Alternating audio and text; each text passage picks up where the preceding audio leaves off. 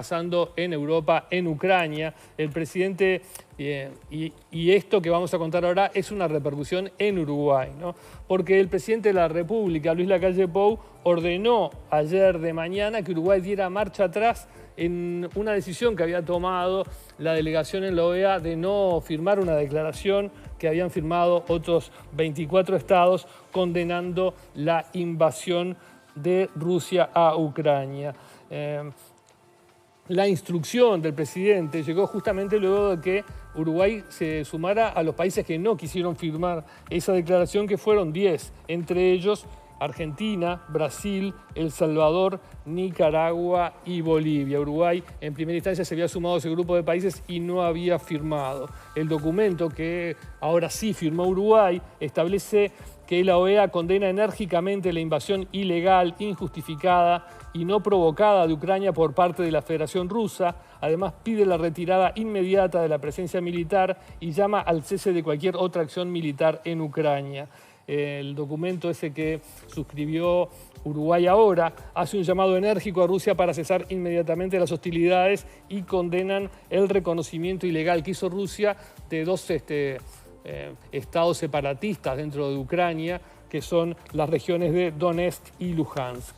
Sí, si bien la Cancillería uruguaya había emitido un comunicado que condenaba la invasión rusa a Ucrania, la firma no estaba en el documento de la OEA. Ayer en la tarde la Organización de los Estados Americanos anunció en las redes sociales que Uruguay se iba a sumar a esta declaración después de la primera comunicación que indicaba que Uruguay no había firmado el documento. Hubo una orden del presidente Luis Lacalle Pou para que se adhiriera a este comunicado de la OEA. La que también hizo referencia al tema fue la vicepresidenta de la República, Beatriz Argimón, quien fue consultada con respecto a la posición de Uruguay y dijo que fue la intervención directa del presidente justamente la que hizo que Uruguay adhiriera a esta declaración. Uruguay estaba más que clara, la posición de Uruguay es la del presidente de la República, y pese a que hubo en términos de tiempo allí una situación que llevó, si bien a trasladar en la OEA la opinión del país, no firmar un documento que independientemente distintos países estaban firmando, hoy fue claro la instrucción del presidente de que se acompañara el documento. ¿Qué fue lo que pasó inicialmente? ¿Por qué justamente se da este problema y se cambia la versión? ¿Cuál fue la cuestión? ¿Un error? No se cambia la versión. En realidad lo que hubo fue una situación de países primero que en forma espontánea se estuvo trabajando, se esperaron instrucciones y siguió avanzando la firma del documento. Pero está clara la posición de Uruguay y fue lo que en definitiva hizo que hoy públicamente el presidente señalara que se acompañe el documento. Una cosa que se había dicho es que Uruguay no lo había firmado porque era un documento que venía como a tapas cerradas y no se podía incidir. Eso no fue así.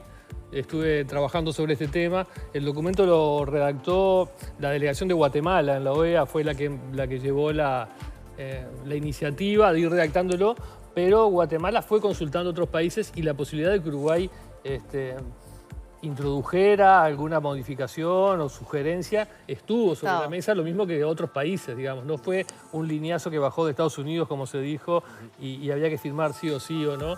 No fue la realidad, no fue esa la razón por la cual Uruguay no adhirió, por más que es un argumento que se ha manejado para tratar de que se entendiera eso. Sí. Bueno, y la ausencia original de Uruguay en este documento generó críticas en la oposición. Por ejemplo, el diputado frente amplista Daniel Cayani señaló a través de su cuenta de Twitter: Uruguay no votó la declaración de la OEA, supongo que Ope Pasquet y los demás que salieron a criticar públicamente la declaración del Frente Amplio ya hicieron lo mismo con la votación de Uruguay en la OEA y le pidieron explicaciones a su gobierno, escribió en Twitter, pero no fue el único, y los cuestionamientos también llegaron de parte de socios de la coalición. Por ejemplo, a través de su cuenta de Twitter, el diputado del Partido Independiente, Iván Posada, calificó de lamentable que Uruguay no figurara en el documento, y también lo hizo el diputado colorado Gustavo Subía, que se expresó en este sentido. Dijo al país que el gobierno estaba ante un error grave de la Cancillería o de más arriba, y que esos errores graves se pagan. El Uruguay quedó en falsa escuadra internacionalmente al no seguir el pronunciamiento de la OEA, que es terminante y contundente, que no es sustituible por nuestros pronunciamientos anteriores porque no fueron tan terminantes, dijo Zubia. De todas formas, en la noche del sábado, el secretario de la Presidencia, Álvaro Delgado, habló en rueda de prensa remarcando la posición del gobierno de condenar la invasión rusa y buscar la paz. A su vez contó que se estaba trabajando para evacuar a los uruguayos que se encontraban en Ucrania.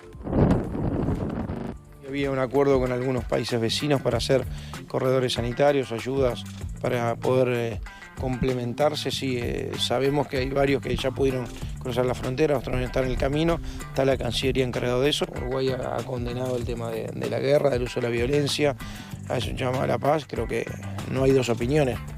Parece que a veces hay dos opiniones, algunos no son muy terminantes en su definición. Para nosotros esto es una invasión. Y obviamente condenamos la guerra y la violencia. Ojalá que las intenciones de la comunidad internacional, de derecho internacional, ojalá Naciones Unidas tenga más peso y puedan incidir y frenar algunas acciones que no tienen justificación. Tiene un lado humano y civil muy complicado, más allá del bélico, muy complicado, y después todas otras consecuencias de una zona que es un enclave geopolítico con un mercado energético y de granos muy importante. Bueno, en los últimos días había mucha preocupación porque el futbolista uruguayo del Dinamo de Kiev, Carlos de Pena, estaba haciendo llamados públicos a que los ayudaran a salir de Ucrania.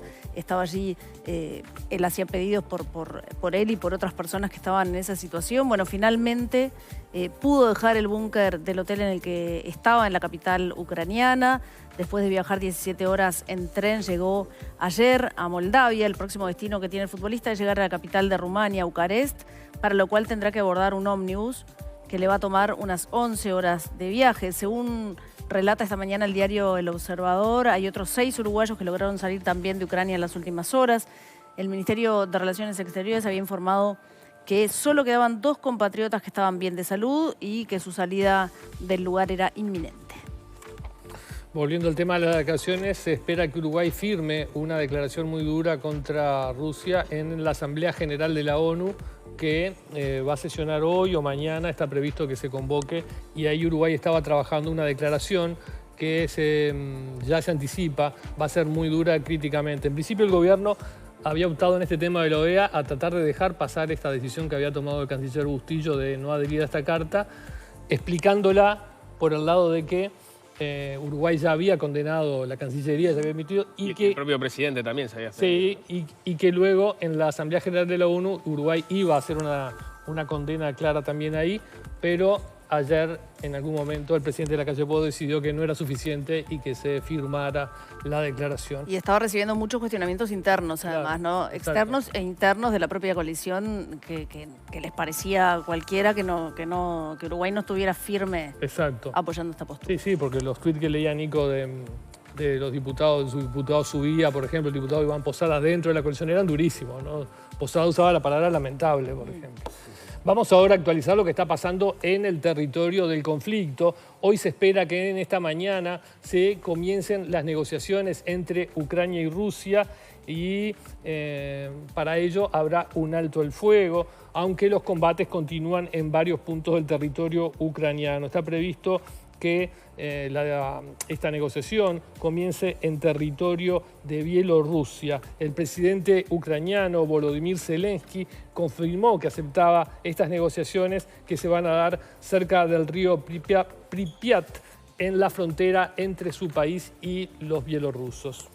Sí, Zelensky informó ayer que esta decisión se negoció con el presidente bielorruso, Alexander Lukashenko, con quien mantuvo una conversación telefónica. Bueno, allí encontraron que el encuentro se haga sin condiciones previas. En contrapartida, Lukashenko se comprometió a que todos los aviones, helicópteros y misiles de Rusia que estén estacionados en territorio bielorruso permanezcan en tierra durante el viaje, las conversaciones y también el regreso de la delegación ucraniana. Esto lo informó Zelensky en su canal de Telegram. Es decir, mientras estén juntos ellos, no puede haber ningún movimiento que haga pensar en que puede haber algún peligro por allí.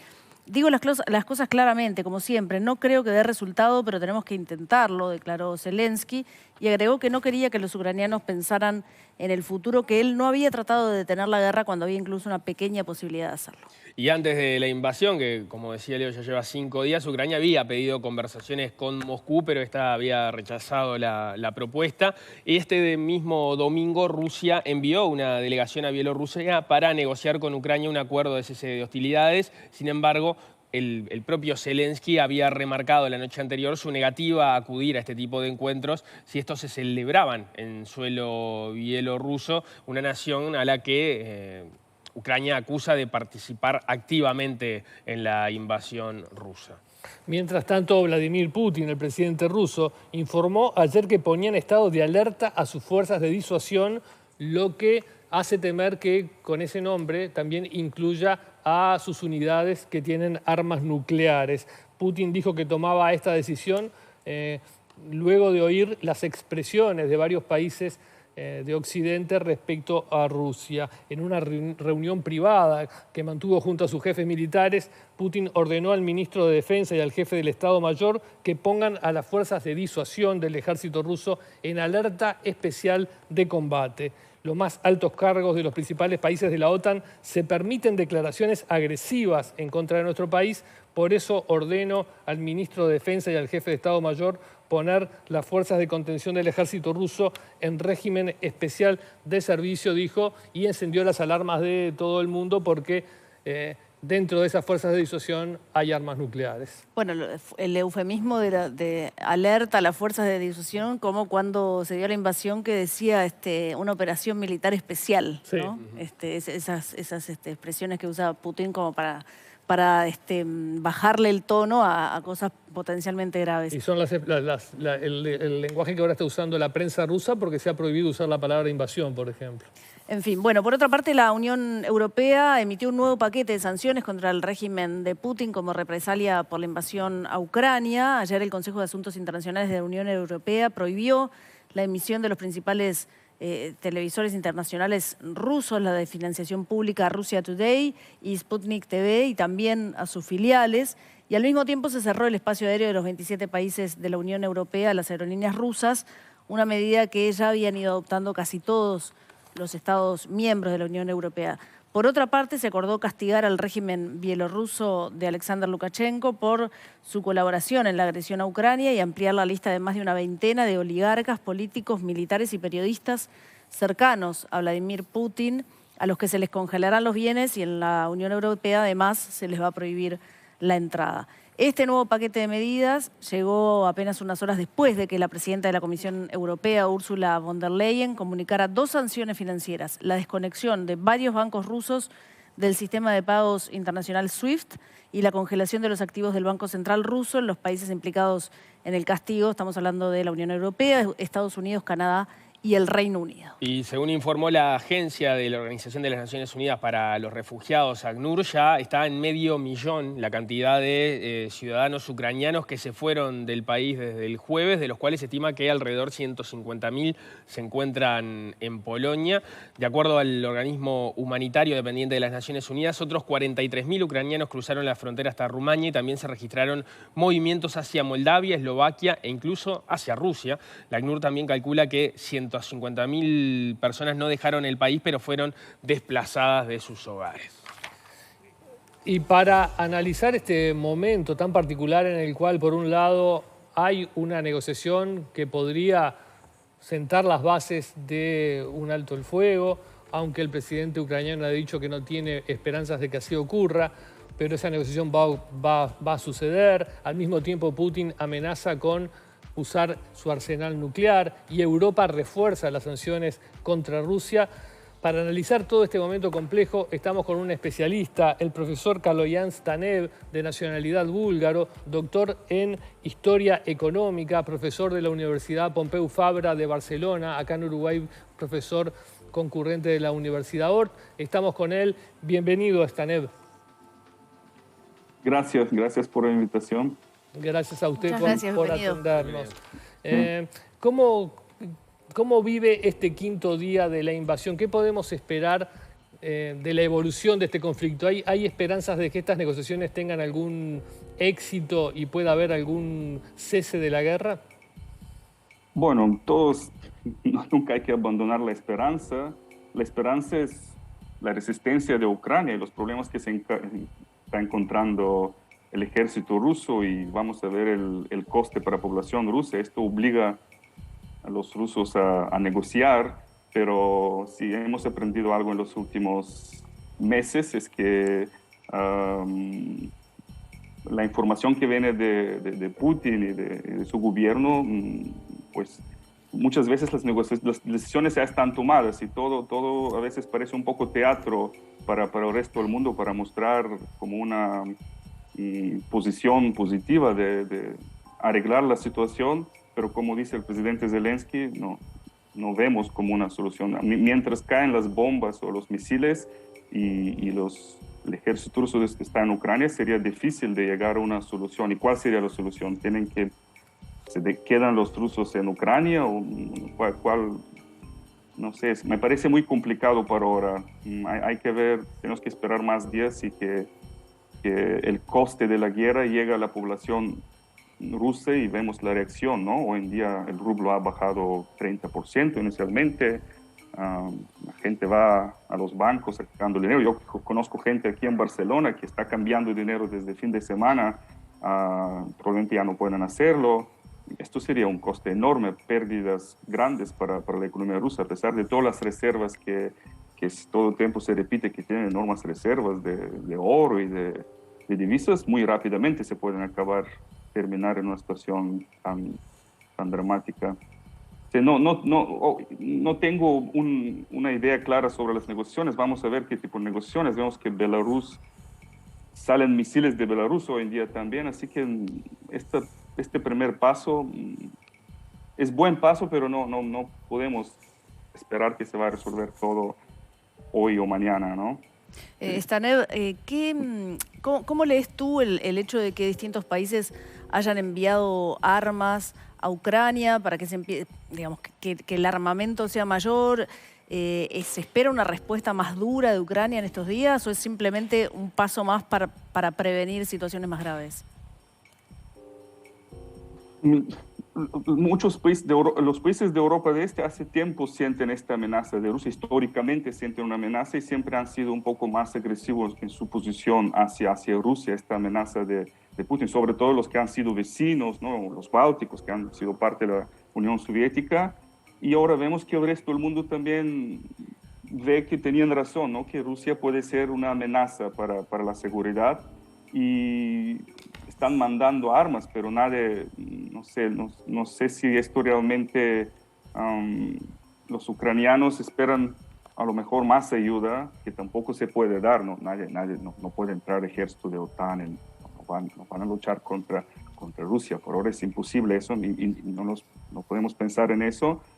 Pero bueno, hay esperanza. Aparentemente no cumplen sus planes. El ejército ruso no logra sus objetivos, que aparentemente eran de un blitzkrieg, rápidamente derrotar el régimen, cambiar el régimen. Y como ahora hay esperanza, estas armas pues van a aumentar resistencia y va a ser mucho más costosa la guerra de lo que le tenían previsto probablemente los que planificaron, ¿no? Las operaciones militares. Así que por eso ya tenemos amenazas de armas nucleares, pero es que Rusia no es el único país que tiene armas nucleares, otros también tienen armas nucleares y ya vemos que no sabemos, nunca podemos decir que no lo va a hacer, ¿no? Porque hemos pensado, Putin no va a atacar Crimea, no va a atacar Ucrania, no va a entrar en Ucrania, pero creo que es una amenaza que no tiene base, no estamos ante una guerra nuclear probablemente, o esperamos que no. Tú decías que la esperanza era que Ucrania continuara con esta resistencia que quizás ha sorprendido a algunos por lo encarnizada y justamente por lo resistente. Sí. Y que querías ver el efecto de eso en Rusia, digamos.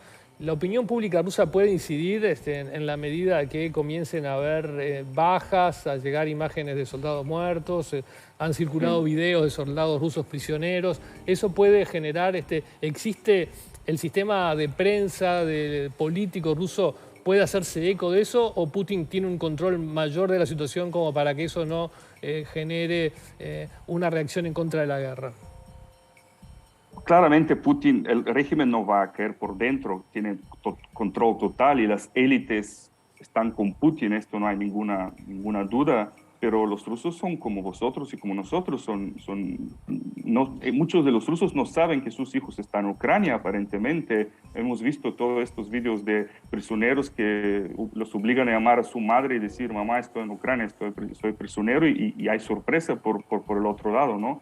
Parcialmente los ucranianos están usando un poco el terror como respuesta, pero y el tema de, primero que habrá muertos y muchas familias van a sufrir, segundo económicamente, ya tenemos colas en los cajeros, ¿no?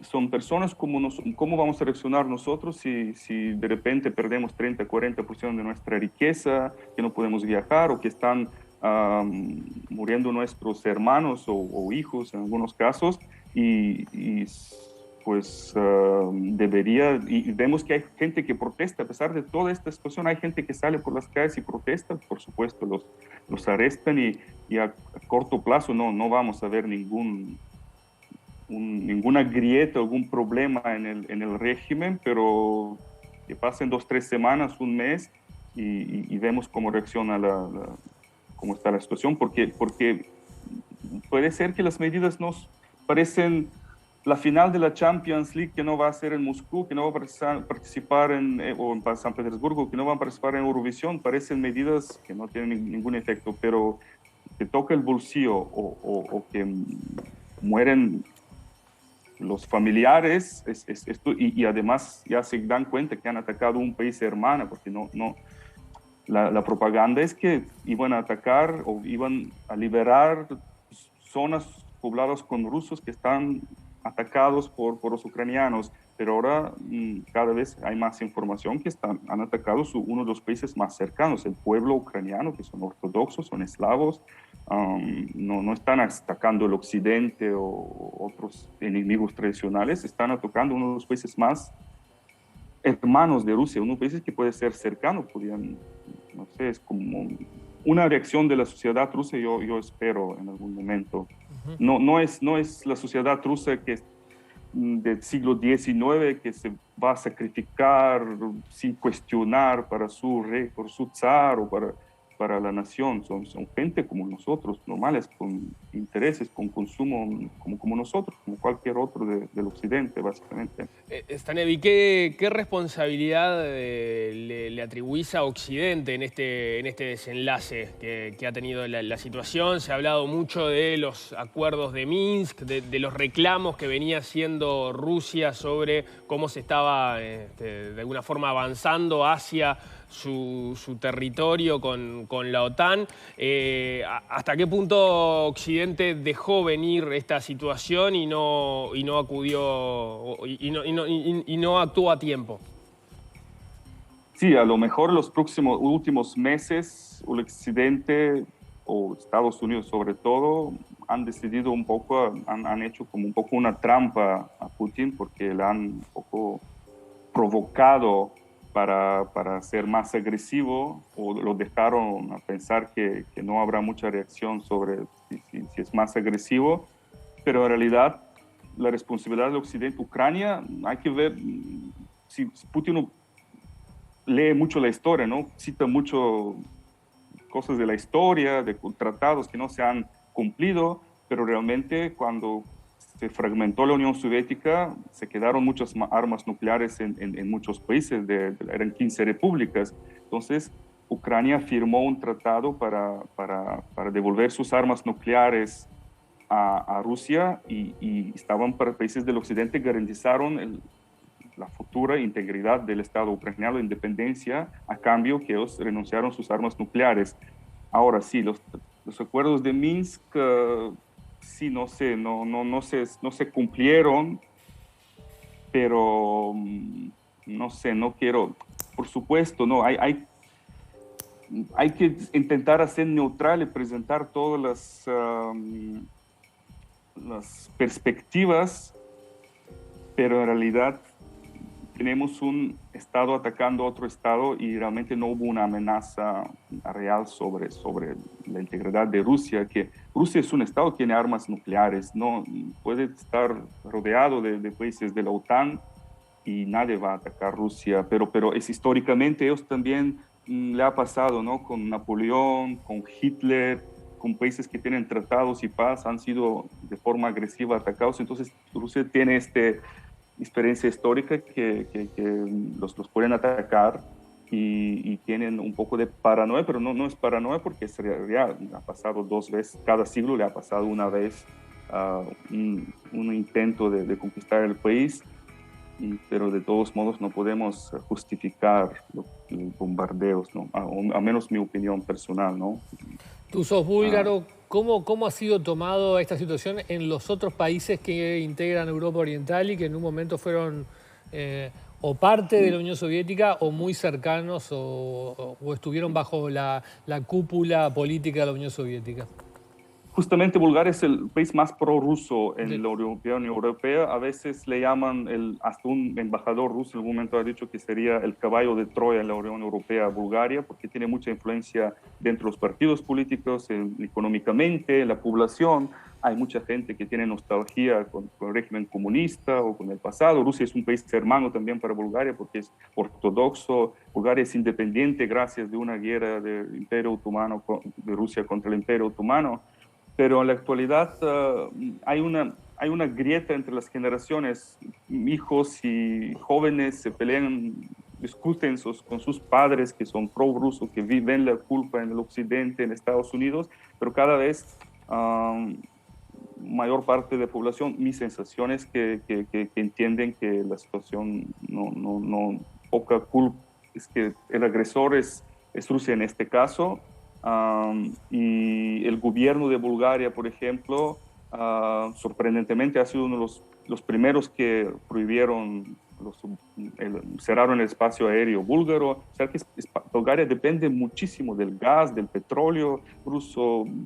Puede ser muy costoso todo para nuestro país. Los otros países que han sido vecinos, como los bálticos, Polonia, Rumanía, y que han tenido más problemas históricos con Rusia, por supuesto, ellos hace tiempo están hablando que necesitan más fuerza, que la OTAN tiene que ser más participativo, pero los tradicionales que han sido Orbán en Hungría y Zeman en República Checa, que han sido algo de prorrusos durante muchos años, pues han cambiado y están totalmente con la comunidad europea. Hasta el presidente de República Checa, Zeman, han pedido perdón, y aquí me he equivocado. Hay que llamar las cosas tal como se están. Si alguien se está equivocando, entonces creo que están bastante unidos los gobiernos, al menos, no tanto la población. Dentro de la población hay porcentajes importantes en todos los países que son prorrusos por cuestiones históricas. Hay partidos en algunos estados que son prorrusos, ¿no? En los bálticos, por supuesto, hay minorías rusas que son importantes, a veces llegando al 20% de la población. Así que es complejo, pero los gobiernos están bastante unidos y hay que ver cuál sería el coste económico, porque también el coste económico sería para todos, ¿no? Los precios, etcétera, de la energía. Pero para los que lo van a pagar son sobre todo los países de Europa de Este, que son más dependientes del gas y petróleo ruso, sobre todo nosotros, por ejemplo, Bulgaria. Sobre ese tema quería preguntarte, Stanev, porque el aumento de los precios y el petróleo ya se ha visto en buena parte del mundo. ¿Hasta cuánto soporta Rusia dos preguntas tengo, ¿hasta cuánto soporta Rusia todas las presiones internacionales, los bloqueos, las sanciones? ¿Y cuánto todo eso puede influir en todo el resto de los países en los próximos meses? Históricamente, el pueblo ruso tiene un umbral de sufrimiento mucho más alto, ¿no? En la Segunda Guerra Mundial, los rusos para su patria pueden aguantar muchísimo, y esto es una de las fuerzas del Estado ruso. Piensa que el occidente se va a romper primero, ¿no? Que la población del occidente, pues unos precios más altos del petróleo, del gas, de electricidad, podría pedir que sus políticos no sean tan agresivos hacia Rusia, pero Rusia históricamente puede aguantar todo en teoría, ¿no? En la Segunda Guerra Mundial, la mayor parte de las pérdidas de vida de los alemanes eran contra Rusia, etcétera, contra la Unión Soviética. Pero yo no creo que es la misma población rusa como antes. Yo creo que son como nosotros, que son 30 años, sobre todo los jóvenes que no han vivido el comunismo, gente de 30, 40 años, son, no sé si pueden aguantar mucho una caída de nivel de vida y muchas restricciones. No es Rusia del siglo XIX, pero a lo mejor me estoy equivocando. El Estado tiene recursos, ¿no? Claramente Rusia tiene muchísimos recursos, puede ser un Estado autárquico, pero también Rusia se ha integrado en la comunidad internacional. No es los tiempos comunistas o de la Guerra Fría cuando tenían su propio sistema. Ellos están con el comercio internacional, están usando los sistemas bancarios, están usando el dólar, son parte de la infraestructura comercial del mundo, así que van a sufrir o tienen que crear su propia estructura.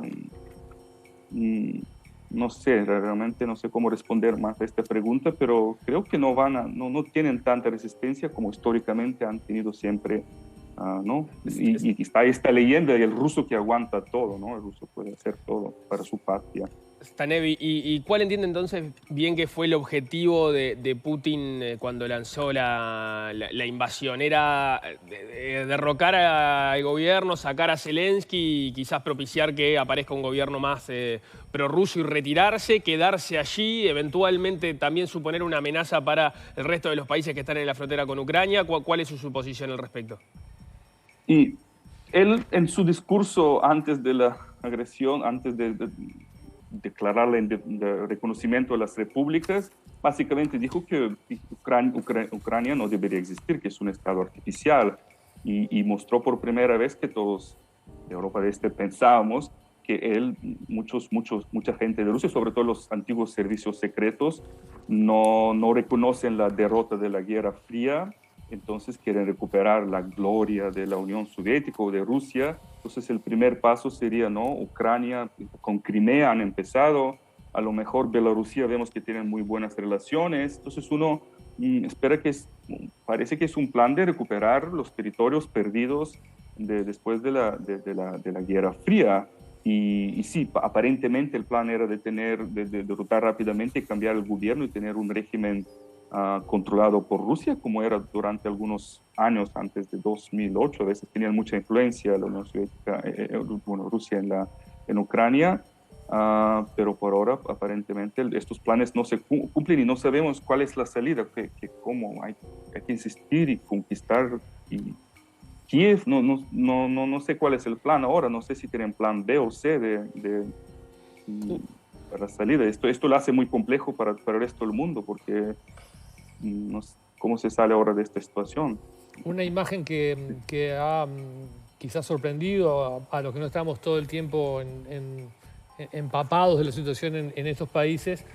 Por un lado, ha sido el presidente Zelensky en una actitud de estar en el combate día a día, y incluso con la ropa que usa, los comunicados que hace, pero también ha llamado la atención que quien fue su principal rival político en la última elección, que ahora no recuerdo su apellido, ha tenido la misma actitud, ha estado también en las calles alentando a sus compatriotas a pelear y resistir. ¿Eso ha sorprendido o quizás Rusia esperaba otra actitud, que el pueblo ucraniano estuviera más dividido?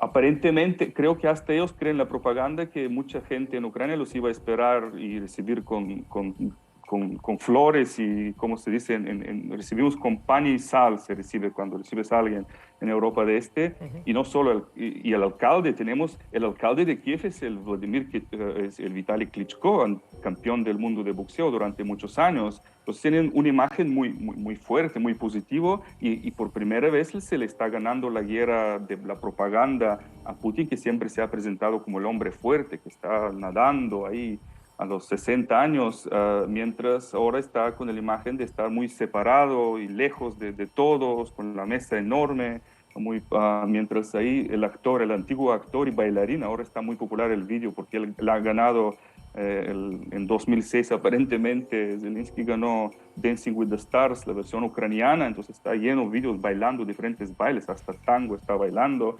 actor, y ahora es presidente, está luchando y está así con su pueblo, y es impresionante, ¿no? Realmente se convierte en un líder, va a ser líder a nivel mundial, su imagen es una estrella. Esperamos que sobreviva el conflicto realmente, porque su vida realmente está amenazada, ¿no? Y varios boxeadores, Ucrania tiene una escuela de boxeadores, han vuelto, campeón del mundo actual de peso pesado, se ha vuelto, es como un patriotismo admirable, así que han creado, Ucrania se ha unido, ¿no? Si hasta ahora alguien tenía dudas que algunos ucranianos quieren tener relaciones buenas con Rusia, en este momento, pues Ucrania definitivamente ya quiere tener contactos con el occidente y bueno, va a abandonar su pasado ruso, pero va a ser un país destruido por ahora económicamente con grandes desafíos. Están sufriendo mucho. Kaloyan Stanev, doctor en Historia Económica, muchas gracias por este panorama que nos da del conflicto en Europa Oriental. Muchas gracias. Gracias por la invitación. Muchas gracias. Gracias. Gracias, buen día. Nosotros vamos a ir ahora a una tanda. A nuestro regreso vamos a estar regresando.